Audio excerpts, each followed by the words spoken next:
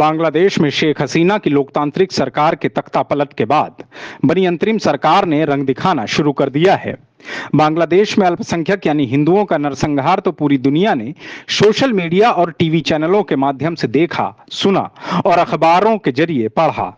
लेकिन कुछ तथाकथित लिबरल लोगों को यह बताने और दिखाने में ज्यादा आनंद और सुकून मिला, जिसमें बांग्लादेश के मुसलमान हिंदू मंदिरों की रक्षा करते दिखाए गए।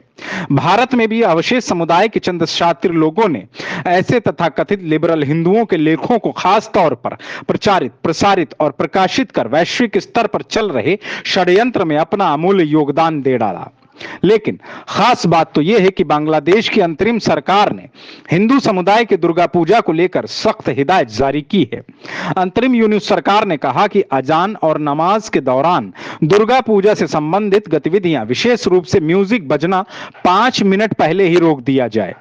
बांग्लादेश की सरकार के इस तालिबानी फरमान का चौतरफा विरोध शुरू हो गया है। गृह मामलों के सलाहकार retired lieutenant general MD Jahangir Alam Chowdhury ने कहा कि पूजा समितियों को संगीत, वाद्य यंत्र और ध्वनि प्रणाली बंद रखने के लिए कहा गया है। इसके बाद जब तक मस्जिदों में नमाज चलेगी तब तक पंडालों में बजने वाले सभी म्यूजिक सिस्टम और लाउड स्पीकर बंद रहने चाहिए। उन्होंने देश में हिंदू समुदाय के सबसे बड़े धार्मिक त्योहार दुर्गा पूजा से पहले देश में कानून की व्यवस्था स्थिति पर एक बैठक के बाद ये घोषणाएं की। चौधरी ने यह भी कहा कि इस साल देश भर में कुल 32,666 पूजा मंडप बनाए जाएंगे। ढाका ट्रिब्यून की रिपोर्ट के अनुसार इनमें से 157 मंडप ढाका दक्षिण शहर में और 88 उत्तरी शहर निगमों में होंगे। उन्होंने कहा कि पिछले साल पूजा मंडप की संख्या 33,431 थी, जो कि पिछले वर्ष से इस बार कम है। हालांकि चौधरी ने मूर्तियों के निर्माण से लेकर उत्सव दौरान सुरक्षा का आश्वासन दिया।